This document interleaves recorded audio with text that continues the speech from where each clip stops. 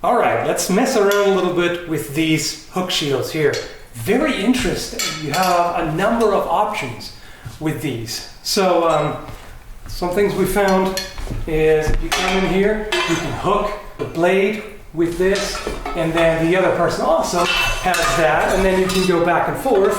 And there's so many situations where this will save you. Something would come in from this side, and I can just about catch this here. There's even situations where you can strike the hand with the hook, which, can you imagine like that digging in between the bones of the hand? Oh, that's terrible.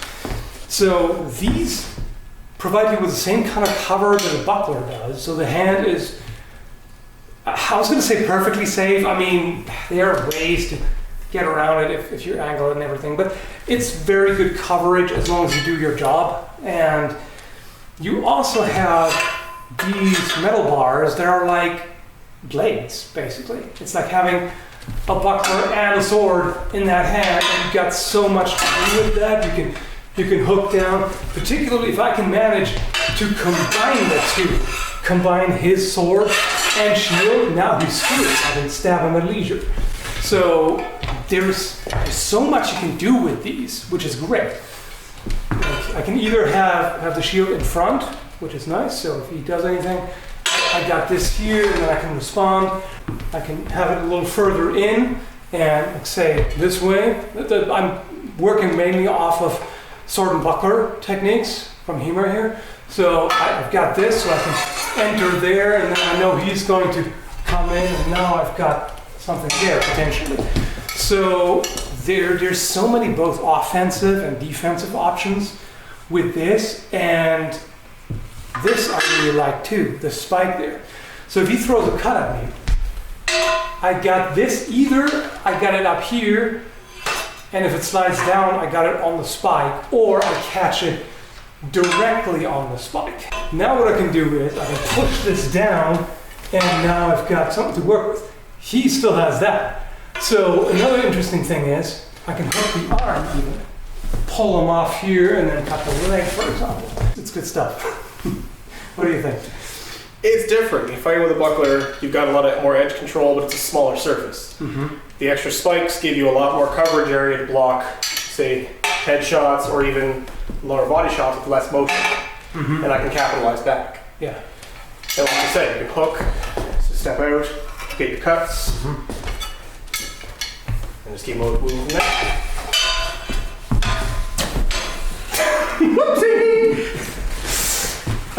Environmental hazard. If the opponent has a large shield like this, same kind of situation. If I can reach this, I can pull it down, and then I have an opening.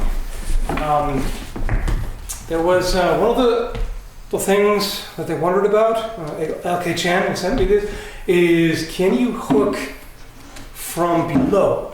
And yeah, technically you can, but if I do it like this, there's immediately the opening that he can exploit. If I do it from the other side, now I'm good. So it's possible. The only issue that I have with it is pulling up like this is going to be way weaker than pulling down, because you're going to be stronger this way and you have gravity assisting you, whereas this is it's a little awkward.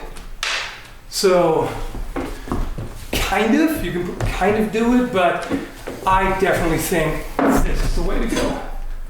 And this is great. This really digs into the shield. Even if I get it here, there's a bit of resistance. Like it doesn't just want to slide. I can kind of dig in, and as soon as I hit the rim of the shield, I got this. I can feint here, and then I go over here, for example. Yeah, armpit stab. That's sometimes. Or, maybe I'll wait for him to strike. Boom, and I've got this here. There's so much versatility in this. It's almost like a hybrid between a sword and a buckler. It's like if you grab a buckler and you use a blade in addition, except you have these hooks, which are offensive as well. You can imagine striking to the face with this. Ugh. Or punching with a spike to the face. You can do that as well. And my instinct is to want to use this like sword and buckler. So I come in, I cover my hand with this, and then I've got, you know, a slice here or whatever. So I can cover my hand with it. This is not a good approximation to a jian because the blade is about right, but the complex hilt here of the side sword, it's not great. Yeah. The other thing that we notice with that is if you have a complex hilt like this with rings, you can actually hook in there and control that, which kind of sucks. So this is actually a case where the smaller guard is going to be more useful because this is going to be way harder to hook and control. Whereas that happens. I've even found sometimes if I use it sword and buckler style, sometimes this will actually hook into the rings, and I have to kind of unlodge it. So this seems a little more reasonable with that, and there's just so many options here, so many things to work with. Yeah, here, like boom, right to the face. Ow. That would be unpleasant. The old fish hook in your mouth. That's kind of what I was just thinking about. Oh. So you just got a hooked double-ended dagger in your hand. Yeah. Did I tell you how I got these scars? Want to know how I got these scars? This one here is quite a bit smaller, and there's not as much space with the grip here. That cord wrap I did myself, by the way. And like you can only hold it forward. This other one, you can hold either way. You can also get your hand in there like that and hold it on the side. So I prefer this. Not only do you have more real estate to work with, but there's more space for the hand. But either works, and yeah. That's also more intuitive if you're already used to fighting with a buckler. Yeah. Because you want that angle at the edge. Exactly, yeah. And with this, I can also do the hand coverage more easily. Because this, I can move that out of the way, and I can protect my hand if I want to, and then separate those. So in the demonstration videos I've found on YouTube, it's been mainly using the sword and hook shield separately. So you would hold this, and they tend to be apart, whereas in European sword and buckler, you keep them together most of the time. Either works. I can definitely see separating them because you have so much coverage here. And if you play it right, your hand is not going to be exposed as much. And this is just so much coverage. I mean, just look at that. Like this covers basically from my face to my knee. That is a lot of coverage. Height-wise, that's actually more than this. It doesn't have the width of the shield, obviously, but just in terms of the length you have to work with, you actually got more here.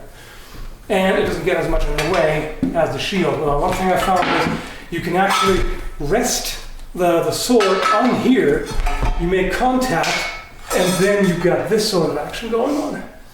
So that is pretty neat. Or you could kind of strike over top of it, and then if they defend, you just go over here. There's a lot you can do. I like it. This feels wrong. Side sword and Viking shield, yeah. Which is not right. Also, if you're facing a pole arm, which really sucks, by the way, with a sword, am I even in frame? Yeah, just about. We don't quite have enough space for this, but it's all snowy nightmare outside, so let's not do that. So here, I actually have quite a bit to cover. So if he tries to get in a stab, as soon as I got this, I'm good, basically. Unless he's really good with using the butt end of the weapon. I try to come in, he uses that, but I still have this to work with. So that's a major, I'm not sure if I would call it an advantage, because against a polearm, you don't get advantages against a polearm, you just get mitigating factors, basically. So as soon, and also I have the sword as well, so I can use both independently, either just control with both and wrench this down, and I can work with that. You have both. So if you strike down, I can use the combined force of these and hopefully stop the polearm. Hopefully. This is one piece, the grip and the hooks. The spike is welded on, and then the plate of the shield is riveted. So solid design, it's blackens, it's not going to rust on you, and I like it. I would definitely recommend the wrap because it just came with a bit of foam. There was just tape to it with electrical tape. By the way, this way, definitely. I would not suggest holding it this way. You can even feel it. The balance is wrong when you hold it that way, and it's just not really what you want. You want to be able to catch that here.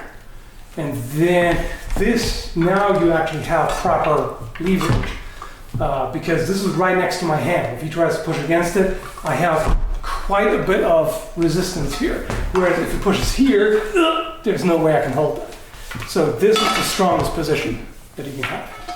And it's also got these little cutouts here on the side. That's probably also intended if you manage to catch something there, it's not going to just slide off, it's going to stick there. So there's clearly a lot of thought that went into this, and yeah, great design. All right, hope you found it interesting. Thanks for watching, and have a good one, folks.